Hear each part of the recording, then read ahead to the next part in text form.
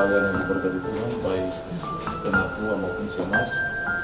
Sebelum kita melakukan tugas atau mengangkat tugas di pagi ini, mari kita mengucap syukur dan kita landaskan itu dengan doa. Mari kita berdoa. Selamat pagi ya Bapa ya Tuhan kami Yesus Kristus, terima kasih karena begitu besar kasih dan kemurahan-Mu. Engkau telah menjaga kami dari sepanjang malam yang penuh dengan rahasia, dan di pagi yang indah ini di hari Minggu, hari-Mu ya Tuhan, kami sebagai selaku pelayan, Ketua Semas, Ibu Pendeta, diberi memberi memperasa. Kami mengaku sungguh kami penuh dengan kelemahan, kami penuh dengan keterbatasan. Sebelum kami mengangkat tugas di pagi ini Tuhan Yesus, kami mohon campur Tuhan, ampunkan semua salah dosa yang kami lakukan. Lalu biarlah apa yang kami lakukan dalam pelayanan sebentar nanti kiranya menjadi hanya dalam nama Bapa dan Roh Kudus. Ibu Pendeta diberi Panobeu membaca Tuhan Yesus, kiranya Kau berikan beliau hikmat, beliau roh yang berasal daripadamu, agar sebentar kebenaran firman Tuhan yang akan dia temukan menjadi berkat bagi semua jemaat. Inilah kami Tuhan, hanya di dalam nama Bapa, Anak dan Roh Kudus kami berdoa dan bermohon. Haleluya, amin.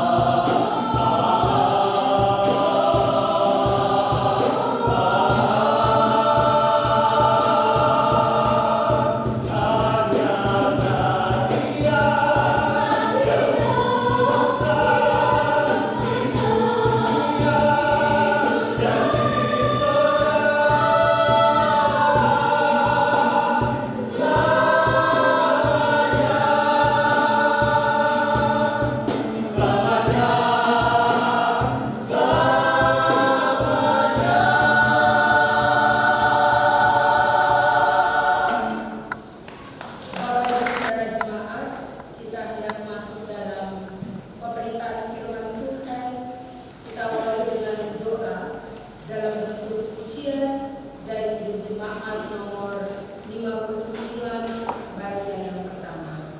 Dalam sikap doa kita menyanyikan Kidung Jemaat 59 sebagai permohonan kita, kesiapan kita untuk mendengarkan firman Tuhan.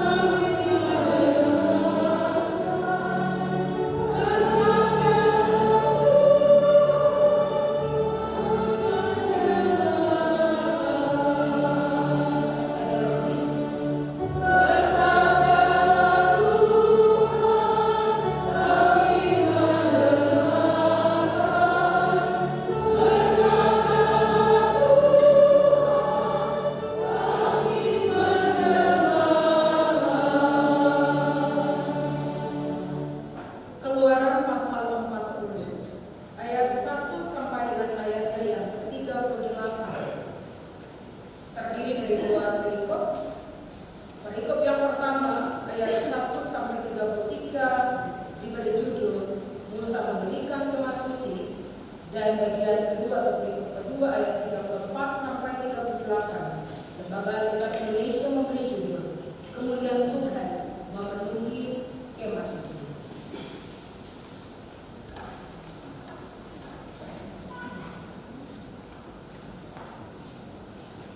Demikianlah 38 ayat dari Keluaran 40 ini berbunyi. Berfirmanlah Tuhan kepada Musa, pada hari yang pertama dari bulan yang pertama, haruslah engkau mendirikan kemah suci, yaitu kemah pertemuan itu. Kau tempatkanlah di dalamnya tabut hukum, dan kau pasanglah tabir sebagai penudung di depan tabut itu. Kau bawalah ke dalamnya meja dan taruhlah di atasnya perkakas menurut susunannya. Kau bawalah ke dalamnya kandil dan kau pasang lampu-lampunya di atasnya. Kau taruhlah mezbah emas untuk membakar ukupan di depan tabut hukum. Kau gantungkanlah tirai pintu kemah suci. Kau taruhlah mezbah korban bakaran di depan pintu kemah suci yang di kemah pertemuan itu. Kau taruhlah bejana pembasuhan di antara kemah pertemuan dan mezbah itu, lalu kau taruhlah air ke dalamnya. Haruslah kau buat pelataran keliling dan kau gantungkanlah tirai pintu gerbang pelataran itu. Kemudian kau ambillah minyak urapan dan kau urapilah kemah suci dengan segala yang ada di dalamnya. Demikianlah harus engkau menguduskannya dengan segala perabotannya sehingga menjadi kudus. Juga kau urapilah mezbah korban bakaran itu dengan segala perkakasnya. Demikianlah engkau harus menguduskan mezbah itu sehingga mezbah itu maha kudus. Juga kau urapilah mezbah pembasuhan itu. Juga kau urapilah bejana pembasuhan itu dengan alasnya. Dan demikianlah engkau harus menguduskannya. Kemudian kau suruhlah Harun dan anak-anaknya datang ke pintu kemah pertemuan, dan kau basuhlah mereka dengan air. Kau kenakanlah pakaian yang kudus kepada Harun. Kau urapi dan kau kuduskanlah dia, supaya ia memegang jabatan imam bagimu. Juga anak-anaknya kau suruhlah mendekat, dan kau kenakanlah kemeja kepada mereka. Urapilah mereka seperti engkau mengurapi ayah mereka, supaya mereka memegang jabatan imam bagiku. Dan ini terjadi supaya berdasarkan pengurapan itu mereka memegang jabatan imam untuk selama-lamanya turun-temurun. Dan Musa melakukan semuanya itu tepat seperti yang diperintahkan Tuhan kepadanya. Demikianlah dilakukannya. Dan terjadilah dalam bulan yang pertama, tahun yang kedua, pada tanggal 1 bulan itu, maka didirikanlah kemah suci. Musa mendirikan kemah suci itu, dipasangnya alas-alasnya, ditaruhnya papan-papannya, dipasangnya kayu-kayu lintangnya, dan didirikannya tiang-tiangnya. Dikembangkannya atap kemah yang menudungi kemah suci, dan diletakkannya tudung kemah di atasnya, seperti yang diperintahkan Tuhan kepada Musa. Diambilnya loh hukum Allah dan ditaruhnya ke dalam tabut. Dikenakannya kayu pengusung pada tabut itu, dan diletakkannya tutup pendamaian di atas tabut itu. Dibawanya tabut itu ke dalam kemah suci, digantungkannya tabir penudung, dan dipasangnya sebagai penudung di depan tabut hukum Allah, seperti yang diperintahkan Tuhan kepada Musa. Ditaruhnya meja di dalam kemah pertemuan pada sisi kemah suci sebelah utara, di depan tabir itu.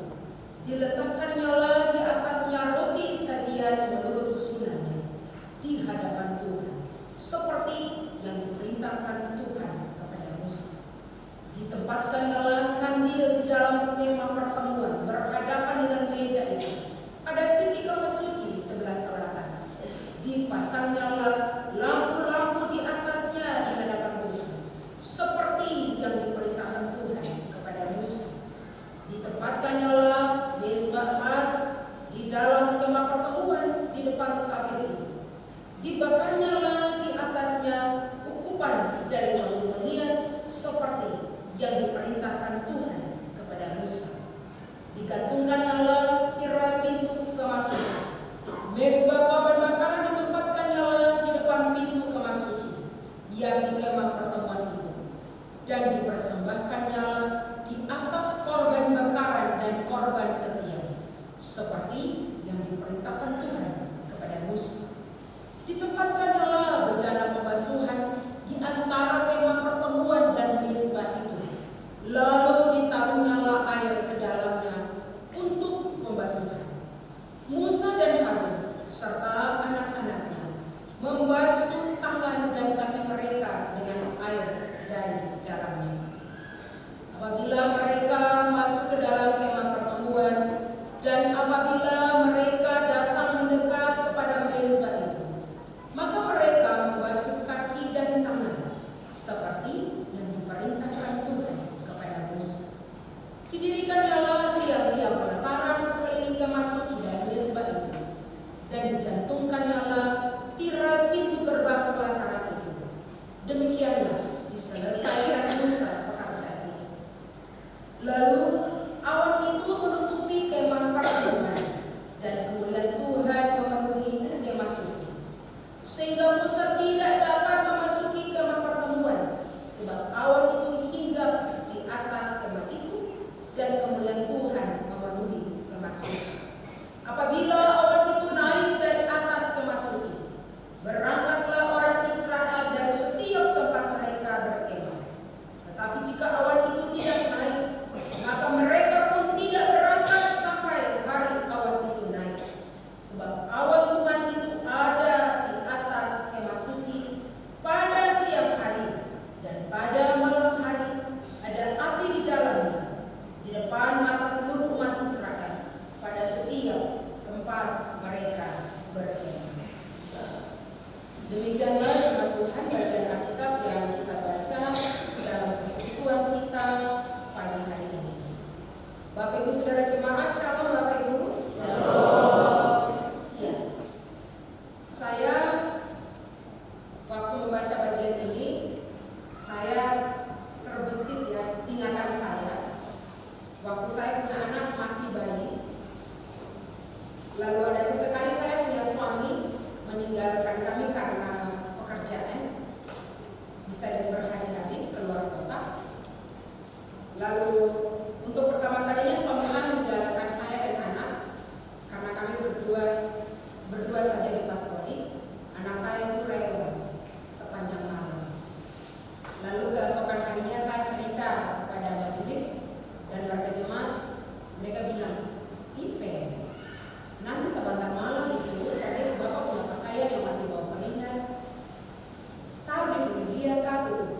ya Kak, supaya dia cium bahwa mau keringan, dia bisa tidur nyenyak. Oke. Itu contoh sederhana. Kalau hal sederhana tapi sepertinya memang mujarab ya. Dengan cium bapaknya punya aroma keringat langsung ya anak pesolo saudara.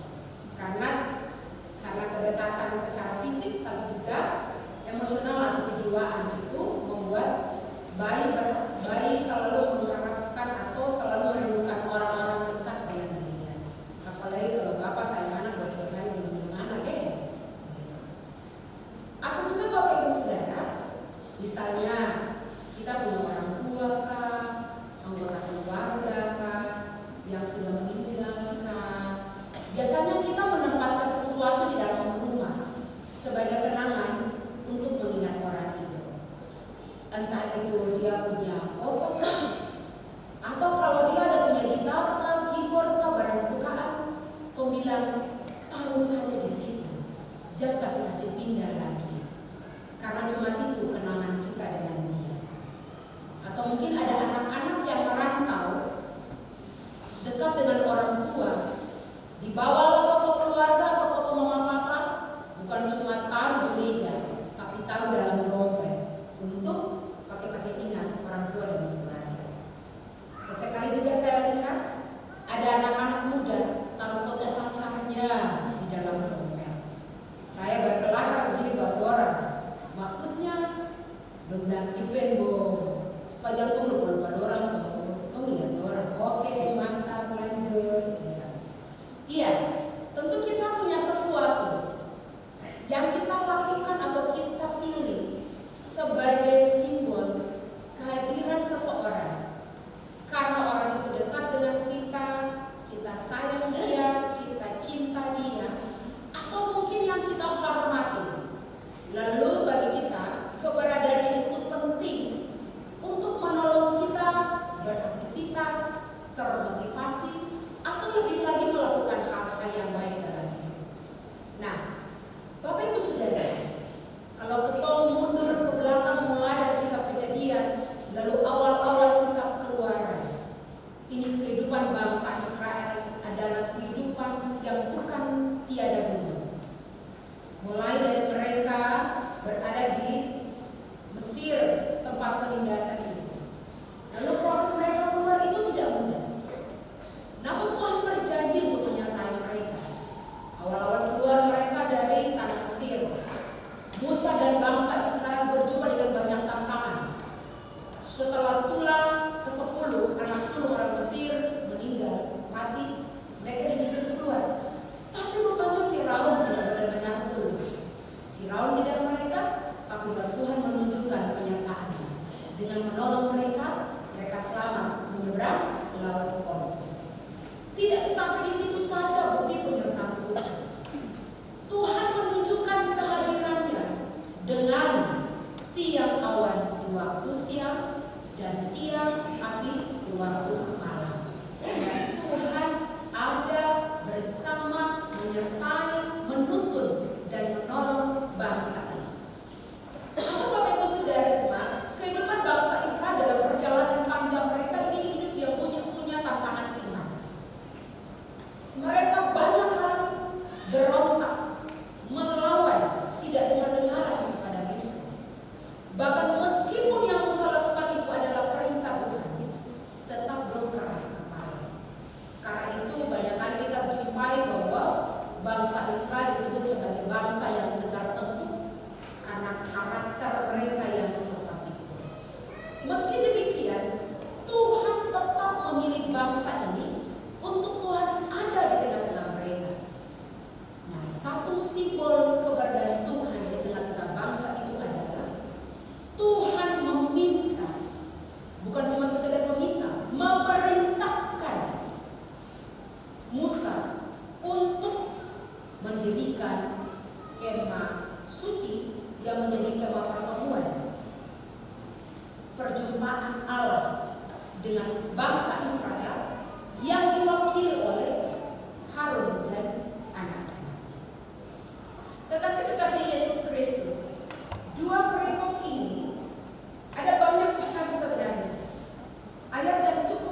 panjang, 38 ayat ya. Ada yang mungkin pikir baca cepat-cepat, Oke, hari ini hari Minggu yang ceria, harinya Tuhan. Mari kita memperhatikan beberapa catatan yang menurut saya ini penting dalam sorotan tema rumah Allah di tengah-tengah kita. Pertama Bapak Ibu, mari kita perhatikan bagian Alkitab yang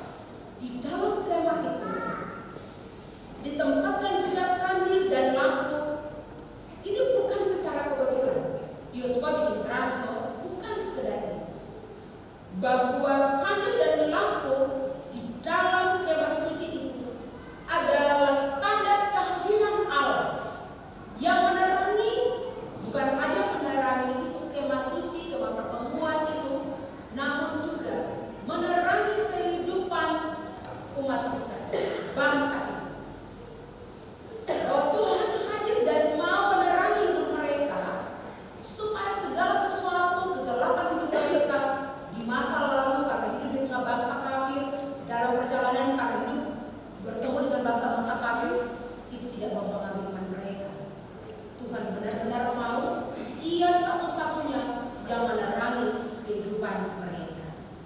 Nah, Bapak Ibu Saudara, yang keempat, mari kita perhatikan ayat yang ke-27. Ada ukupan wangi-wangian. Ukupan wangi-wangian ini, Bapak Ibu Saudara, bukan sekadar untuk memberi aroma wangi dalam kemah. Ukupan dari wangi-wangian adalah simbol dari Kristus yang di dalam dirinya ia contohkan tentang penyerahan diri sepenuhnya. Bahwa Kristus bersedia hancur dan habis dalam penderitaannya. Namun Allah juga berkenan sebagai bentuk ketaatan dan kepatuhan. Ini terjadi dalam perjanjian lama. Tetapi ukupan wangi-wangian itu menjadi simbol Yesus yang telah datang. Seperti lagu tadi itu. Memberi dirinya hancur lebur, ada penyangkalan diri karena menyerahkan diri penuh. Tujuannya bukan untuk dia dimuliakan, tetapi supaya Bapa dimuliakan. Yesus mau memberi yang terbaik, yang berbau harum dalam hidupnya, untuk supaya harum, wangi, ada penyerahan diri, ada penyangkalan diri, bersedia habis, bersedia remuk hancur, tak berdaya karena Tuhan. Yang kelima, Bapak Ibu Saudara, perhatikan dalam ayat 29. Dalam ayat 29, Bapak Ibu Saudara, ini kita soroti tentang mezbah korban bakaran. Menurut The New Life Mission, mezbah korban bakaran adalah tempat pengampunan dosa, yakni tempat korban persembahan diberikan kepada Allah untuk membasuh segala dosa bangsa Israel. Mezbah korban bakaran ini yang asapnya selalu membumbung adalah sebuah media segi 4 dengan lebar dan panjang sekitar 2,25 meter dan tingginya 1,35 meter. Cukup besar ya Bapak Ibu? Besar. 2,25 meter dan tingginya 1,35 meter. Dalam Alkitab, Bapak Ibu Saudara, mezbah korban memiliki beberapa makna. Yang pertama sebagai tempat persembahan korban. Yang kedua untuk peringatan atas pengalaman pertemuan dengan Allah. Yang ketiga gambaran pengantaran Kristus. Kristus yang rela berkorban dan menebus dosa manusia. Nah, dalam ayat 29 ini Bapak Ibu Saudara perhatikan bahwa mezbah korban bakaran digunakan untuk mempersembahkan korban bakaran dan korban sajian yang juga mengingatkan umat Israel terhadap pengalaman iman mereka dengan Tuhan. Bahwa Tuhan selalu menyertai mereka dan rela berkorban juga demi mereka melalui karya dan pengorbanan Kristus di kayu salib. Ini terjadi dalam perjanjian lama, tapi sekali lagi bahwa itu punya kaitan dengan perjalanan bangsa Israel umat Tuhan sampai ke perjanjian baru tentang karya Kristus. Nah, yang keenam Bapak Ibu Saudara perhatikan dalam ayat yang ke-32. Dalam ayatnya yang ke-32 Bapak Ibu Saudara, rupanya semua yang masuk ke hadirat Tuhan harus bersih. Ada tempat pembasuhan, sebelum masuk, basuh dulu. Ini bukan secara fisik semata-mata, tetapi bahwa Bapak Ibu Saudara, pembasuhan itu mengingatkan bahwa setiap pribadi, terutama Harun dan anak-anaknya, ketika mereka mau datang ke hadapan hadirat Tuhan, mereka diingatkan untuk harus datang kepada Tuhan dengan kudus, dengan bersih segala sesuatu. Bersih diri itu simbol dari, gambaran dari bersih pikiran, kata, dan laku mereka. Karena orang itu punya jabatan penting dalam hubungan umat Israel dengan Tuhan. Jadi mereka penting untuk menjaga diri, bersih jasmani dan sekaligus bersih rohani. Sehat jasmani tapi juga sehat rohani. Karena Tuhan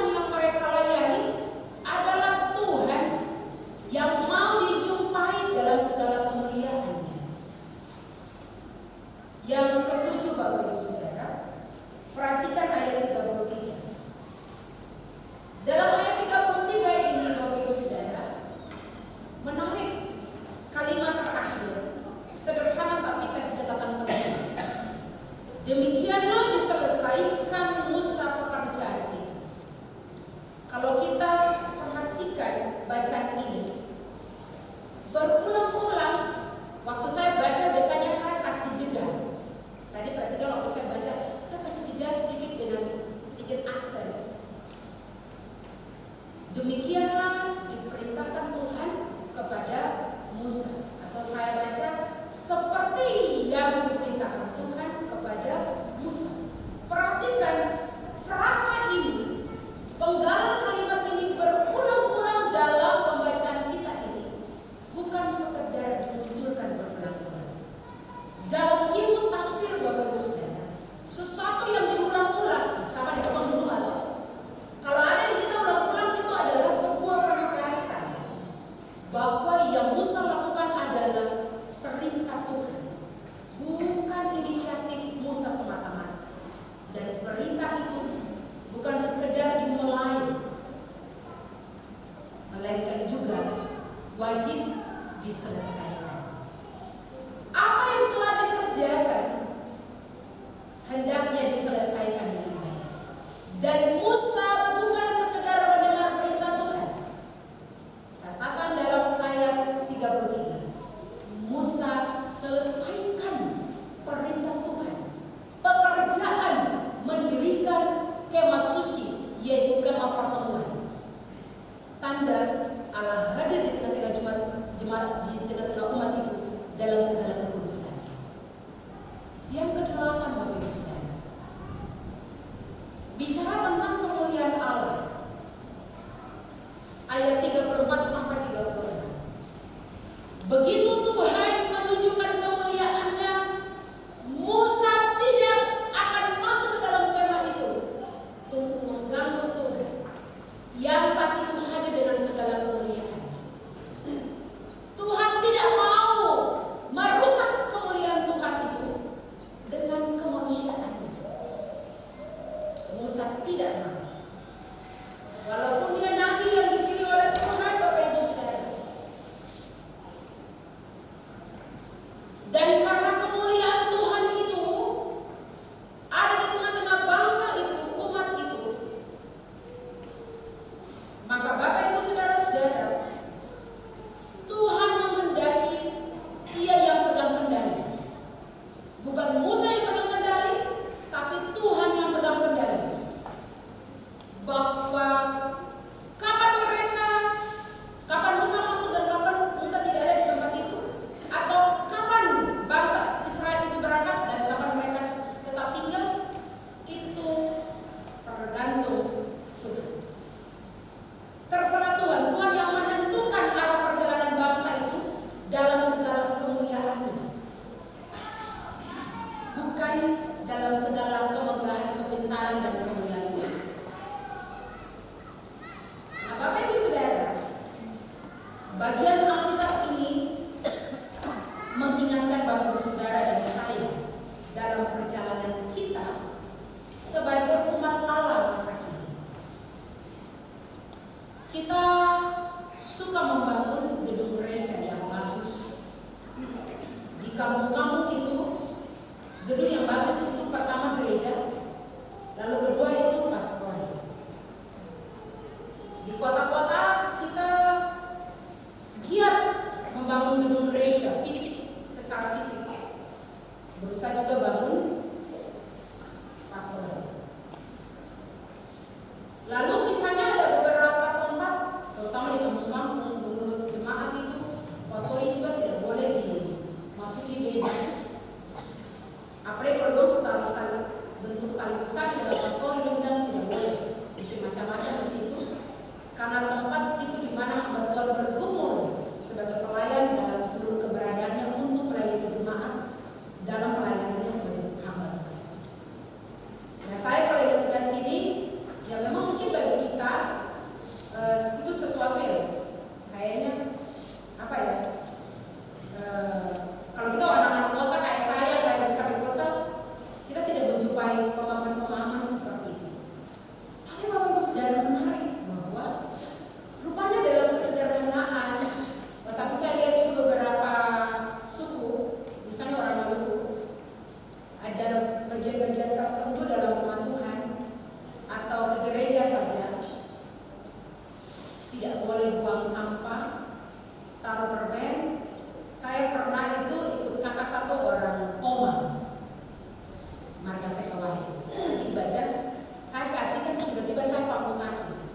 Lalu dicubitlah saya, waktu saya masih mahasiswa. Wah, oke, saya dikasih ingat. Betul sih. Secara fisik kita mendatangi Tuhan dengan sikap sopan. Dan Bapak Ibu Saudara, itu bagian yang juga mengingatkan kita hari ini. Oke, kita Bapak Ibu Saudara dan saya, kotong boleh hebat, kotong boleh pintar, kotong boleh punya jabatan tinggi, kotong boleh terkenal, kotong boleh dikenal orang berpengaruh. Namun kita diingatkan bahwa dalam hidup kita, the first person is God. Sosok pertama dalam hidup kita adalah Allah. Allah harus menjadi yang paling pertama, yang paling diutamakan dalam kehidupan kita. Yang paling pertama kita agungkan, kita puji, kita muliakan, kita datang sebelum datang kepada yang lain, sebelum datang kepada manusia, sebelum mengandalkan diri sendiri. Tuhan itu menjadi yang pertama, menjadi yang utama dalam hidup Bapak Ibu Saudara dan saya. Bukan manusia, apalagi terutamakan penghuni. Tidak bisa, Bapak Ibu. Itulah sebabnya saya suka dengan kebiasaan banyak orang. Untuk begitu terima gaji, yang pertama udah bilang, angkat dulu bagiannya Tuhan. Kenapa? Karena Tuhan yang menjadi pertama dalam segala sesuatu yang dikerjakan. Begitu kerja, sudah bernasar, gaji pertama kasih untuk Tuhan. Ini sesuatu tidak mudah ya Bapak Ibu Saudara. Tapi memang begitulah, ada harga yang harus kita bayar kalau kita mau menjadikan Tuhan yang paling pertama dari segala sesuatu dalam hidup kita. Lalu saya, Bapak Ibu Saudara, saya bercontoh.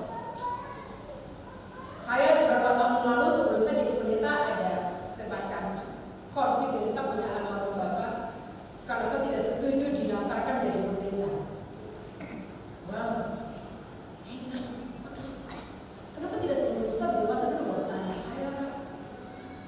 Masa sih saya pas dalam kandungan lagi langsung sudah ada lihat bahwa yang sulung itu dipersembahkan untuk Tuhan.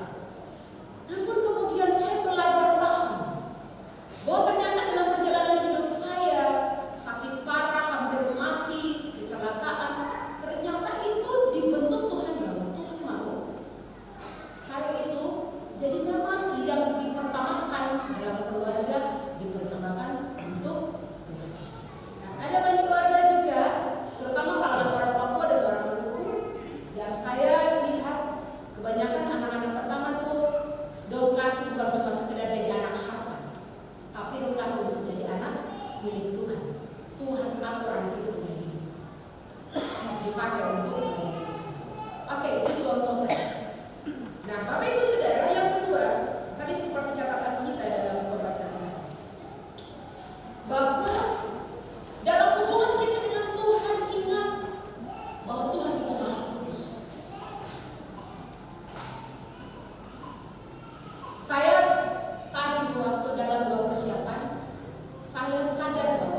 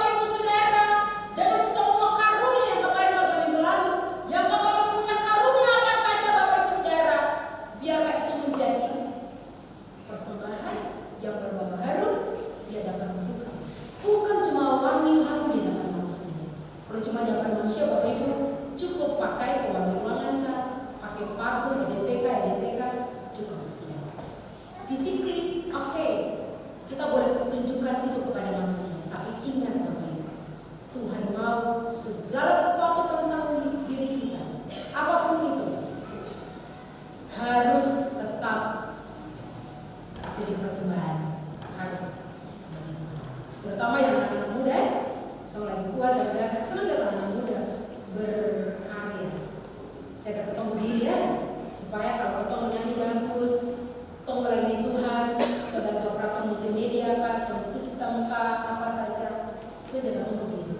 Supaya bukan cuma memuliakan Tuhan atau berbau harum dalam rumah Tuhan, tapi seluruh kehidupan kita itu tetap harus menunjukkan bau harum dalam rumah Tuhan. Yang kelima, Bapak Ibu, kita mungkin tidak lagi menyebut mezbah korban bakaran, tapi ingat bahwa kapan saja Tuhan mau kita mempersembahkan hidup kita kepada Tuhan. Hidup yang penuh dosa, namun juga hidup yang karena sadar berbuat dosa, ketong datang minta Tuhan membersihkan kita dari dosa dan memilih diri utuh kepada Tuhan. Tuhan mau kita mempersembahkan bukan saja rupiah, uang kita, barang-barang kita, tapi juga diri kita, tubuh kita. Kalau Paulus bilang, tubuh adalah persembahan yang hidup, kudus, dan berkenan kepada Allah. Roma pasal 1, pasal 12 ayat 1. Segala sesuatu kita kasih untuk Allah, tapi bahwa mezbah ini mengingatkan kita bahwa begitu kita memberi diri kepada Tuhan, ingat Yesus Kristus lebih dahulu memberi diri kepada Allah Bapaknya untuk tebus dosa Bapak Ibu Saudara dan saya. Jadi kalau kita sadar kita ada berbuat dosa, jangan ragu datang kepada Tuhan. Minta Tuhan tolong kita. Minta Tuhan bereskan kita punya dosa. Minta Kristus Yesus tolong kita keluar dari dosa kita. Jangan mau tinggal lama-lama dalam dosa. Karena Yesus Kristus sudah mati untuk Bapak Ibu Saudara dan saya. Yang keenam, Bapak Ibu, memang Tuhan itu datang untuk orang berdosa. Tapi ingat bahwa penting bagi kita untuk juga jaga diri.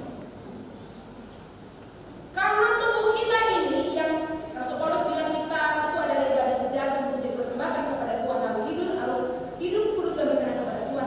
Ketong jaga ketong diri. Sesekali kami para pendeta itu dikasih ingat, pendeta juga ingat jaga kesehatan rohani, tapi juga jaga kesehatan jasmani. Bagaimana mau melayani Tuhan kalau sakit? Bagaimana memberi diri kepada Tuhan kalau secara jasmani kita terjaga kesehatan kita? Bersih itu mulai dari hal sederhana. Bersih itu mulai dari diri sendiri, Bapak Ibu, sebelum kita bicara orang lain. Dan bersih itu mulai dari sekarang. Jangan tunda-tunda. Karena jangan sampai waktu Tuhan untuk kita itu kita tidak tahu kapan datang lalu kita menyesal. Karena kita belum bersih-bersih lagi, Tuhan sepanjang kita menghadapi. Betul kan? Yang ketujuh, Bapak Ibu, ingat untuk apapun yang Tuhan percayakan kepada kita, yang sudah kita awali untuk kerjakan sampai tuntas. Jangan dikasih tanggung jawab tapi tidak selesaikan tanggung jawab. Pekerjaan sekecil apapun, mau panitia pembangunan kah, panitia HBG kah, jadi pengurus kah, jadi badan pelayan kah, memang ada tantangan. Ya memang tidak mudah. Ada gumul tapi ya, sebagaimana kita awali dengan Tuhan, pastikan bahwa kita akhiri juga segala tanggung jawab kita itu dengan Tuhan. Jangan sampai majelis karena marah dari warga jemaat terus majelis bilang itu juga kami jangan mengundurkan diri dari majelis. Maka jemaat itu buat orang bukan lagi juga. Macam itu di majelis itu terasa libur kan. Nah ada juga orang tinggal tanpa jemaat. Sama macam mengundurkan diri sudah sekolah. Ada juga tuh bisa pulang kamu begitu tuh. Bapak Ibu yang terakhir, Bapak Ibu Saudara, Rasul Paulus bilang kemuliaan itu dari Allah, untuk Allah, oleh Allah, dari Allah, dan untuk Allah. Jadi segala sesuatu yang kita buat, biarlah to God be the glory. Segala sesuatu untuk Allah. Allah saja yang dipermuliakan. Apa yang kita buat? Biar Allah yang dipermuliakan. Lalu kalau Allah yang mau kita muliakan, kita minta Tuhan pegang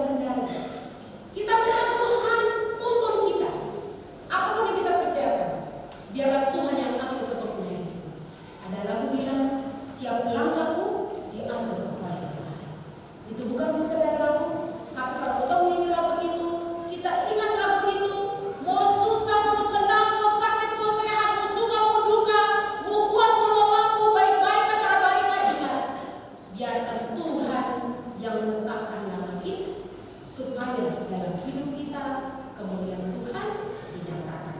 Amin Bapak Ibu Saudara.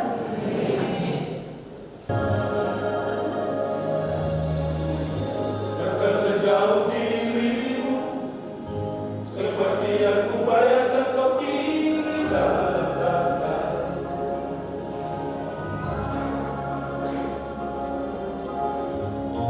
Terbesit dalam hayalku perjumpaku dengan keraguan dan kebesaranmu.